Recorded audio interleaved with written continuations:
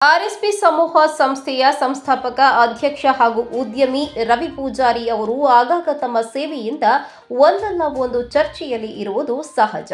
ಹೌದು, ಅಥಣಿ ತಾಲೂಕಿನ ಪ್ರತಿಷ್ಠಿತ ಉದ್ಯಮಿ ಹಾಗೂ ಸಮಾಜ ಸೇವಕರಾದ ಆರ್ಎಸ್ಪಿ ಸಮೂಹ ಸಂಸ್ಥೆಯ ಅಧ್ಯಕ್ಷರು ರವಿ ಪೂಜಾರಿ ಅವರು ಕಡಪಂಚಮಿ ನಿಮಿತ್ತ ಪೌರಕಾರ್ಮಿಕರ ಹಾಗೂ ಲೈನ್ಮ್ಯಾನ್ಗಳ ಮಕ್ಕಳಿಗೆ ಹಾಗೂ ಸಿದ್ದೇಶ್ವರ ದೇವಸ್ಥಾನದ ಹತ್ತಿರ ಇರುವ ಬಡವರಿಗೆ ಉಚಿತ ಬಟ್ಟೆಗಳನ್ನು ನೀಡಿ ಅಭಿನಂದಿಸಿದರು. ಬಟ್ಟೆ ವಿತರಣೆ ಮಾಡಿ ಮಾತನಾಡಿದ ಅವರು, ಪ್ರತಿ ವರ್ಷವೂ ಕೂಡ ನಾನು ದೀಪಾವಳಿ ನಿಮಿತ್ತವಾಗಿ ಹಳ್ಳಿಗಳಲ್ಲಿ ಇರತಕ್ಕಂತಹ ಬಡ ಜನರಿಗೆ ಬಟ್ಟೆಗಳನ್ನು ವಿತರಣೆ ಮಾಡುತ್ತಿದ್ದೆ. ಆದರೆ ಈ ಸಲ ಪಟ್ಟಣದಲ್ಲಿ ಇರತಕ್ಕಂತಹ ಪೌರ ಕಾರ್ಮಿಕರು ಹಾಗೂ ಲೈನ್ಮ್ಯಾನ್ಗಳ ಮಕ್ಕಳಿಗೆ ಮತ್ತು ಬಡವರಿಗೆ ಉಚಿತ ಬಟ್ಟೆ ವಿತರಣೆ ಮಾಡಬೇಕು. ಹೀಗೆ ಮಾಡುವುದರಿಂದ ಮನಸ್ಸಿಗೆ ನೆಮ್ಮದಿ ಸಿಗುತ್ತದೆ ಎಂದರು. ಈ ವೇಳೆ ಅಶೋಕ ಗುಳ್ಳಪ್ಪನವರ, ಪ್ರಶಾಂತ್ ತೊಡಕರ ಸೇರಿದಂತೆ ಹಲವರು ಉಪಸ್ಥಿತರಿದ್ದರು.